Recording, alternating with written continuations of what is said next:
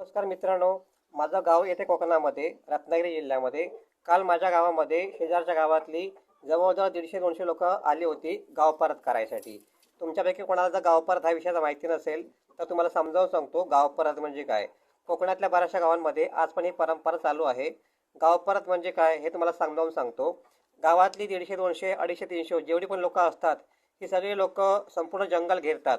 जंगल घेरताना त्यांच्या हातामध्ये कोयत्या कुऱ्हाडी, भाली, तीर कामठे किंवा बंदुका आणि सोबत 25, 30, 40, 50 कुत्रे असतात. आणि ते लोक संपूर्ण जंगल घेरून त्या जंगलात जेवढे पण प्राणी पक्षी यांच्या तावडीमध्ये येतात तर सर्वांची ते लोक हत्या करतात आणि त्याचा नैवेद्य दाखवतात गावच्या देवाला. अशी परंपरा पूर्वीपासून आपल्या कोकणात चालू आहे. काल ही लोक माझ्या गावात जेव्हा आली, ही लोक होती शेजारच्या गावातली. ती माझ्या गावात जेव्हा आली काल, त्यावेळेला मी त्या लोकांना विचारता माझं मोबाईलचं रेकॉर्डिंग ऑन केलं आणि रेकॉर्डिंग ऑन करून मी त्यांचा व्हिडिओ काढून ठेवला 20 मिनिट, अंदाजे 17 मिनिटाचा. त्यात त्यांनी स्पष्टपणे कबूल केलं की आम्ही ही परंपरा राबवतोय म्हणून. तर मी मग आमच्या गावच्या पोलीस पाटलांना फोन करून विचारलं की आपण लोक ह्यांना विरोध का करत नाही. तर गावचे पोलीस पाटील मला बोलले की कोकणातल्या बऱ्याचशा गावांमध्ये तहसीलदारांनी असा आदेश दिलेला आहे किंवा अशी त्यांना परवानगी दिलेली आहे की ते लोक आपल्या अशा परंपरा चालू ठेवू शकतात. तहसीलदारांनी दिलेला हा आदेश कितपत करा मला माहीत नाही, पण असा आदेश जर तहसीलदारांनी दिला असेल, अशी परवानगी दिली असेल तर त्या तहसीलदारांची बदली का करू नये असं मला वाटतं.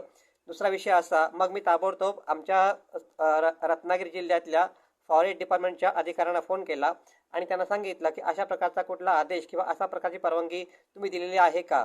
तर ते फॉरेस्ट डिपार्टमेंटचे अधिकारी मला बोलले अशी कुठलीच परवानगी आम्ही दिलेली आठवत नाही किंवा आम्हाला असं कायद्यानुसार देऊ शकत नाही आम्ही कोणाला. आणि त्याच्यामुळे मग मी त्यांना सांगितलं की अशी माणसं माझ्या गावात आलेली आहे, त्यांचं काय करायचं तुम्ही करा, नाहीतर म्हटलं मला हा व्हिडिओ सोशल मीडियावरती अपलोड करावा लागेल.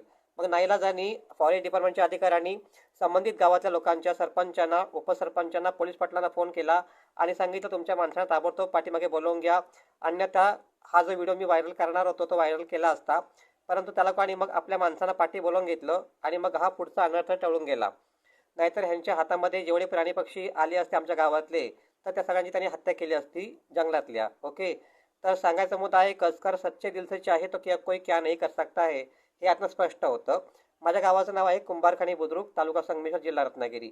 आणि ज्या गावाचं नाव ज्या गावातील लोक आली होती त्यांच्या गावाचं मी तुम्हाला नाव सांगू शकत नाही, कारण कुठल्या गावाचं बदनामी करण्याचा उद्देश माझा नाही आहे. माझा उद्देश फक्त हा आहे की तुमच्यामध्ये जागरूकता निर्माण करायची. कारण देव कधी सांगत नाही की एखाद्या मुक्या प्राण्यांची हत्या करा किंवा मारा. विशेष म्हणजे जंगलातल्या प्राण्यांना मारण्याचा अधिकार कोणालाच नाहीये, कारण परमेश्वराने सगळ्यांना जीवदान दिलेला आहे. जय हिंद, जय महाराष्ट्र.